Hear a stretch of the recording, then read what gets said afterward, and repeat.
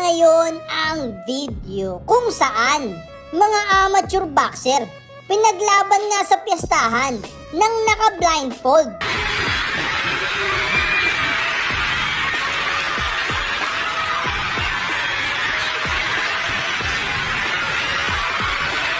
Pinag-usapan nga ang laban na ito at marami ang nagsabi na masyado raw delikado dahil nga naman kahit saan pwedeng tamaan ang boksingero.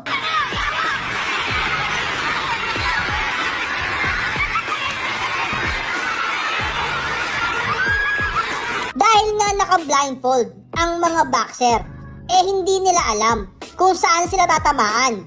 Pwedeng tamaan sa batok, sa likod, na sobrang delikado daw nito.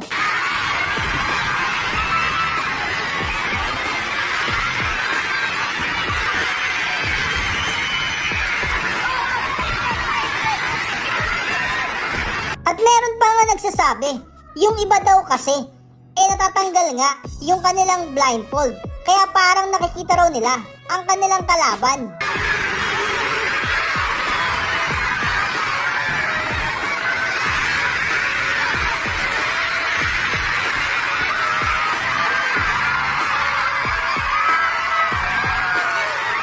Ang delikado nga dito, kapag napuruhan ka, natamaan sa parte ng iyong katawan na hindi dapat tamaan, wala kang magagawa dahil wala kang depensa dito. Good pa sila!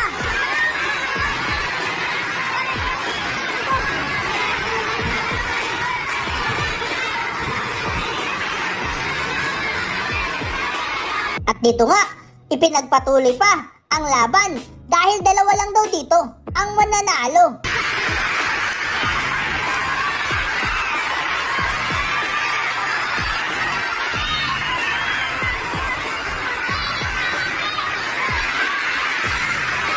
Sa sobrang delikado nga ng laban na ito, pati nga ang mga referee, pwede ngang matamaan dito.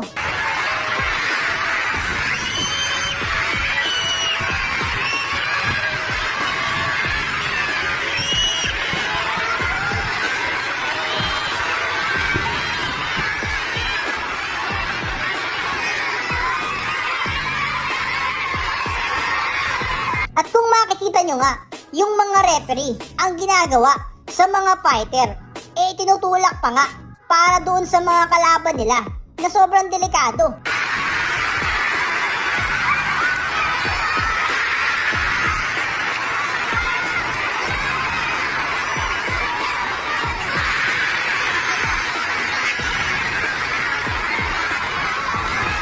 Nakakatuwa naman talaga ang ganitong klase ng laban sa mga nanonood.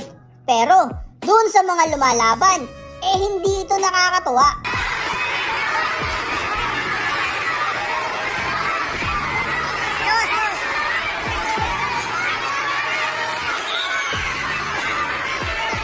Pero ano ang inyong opinyon sa mga palarungang ito?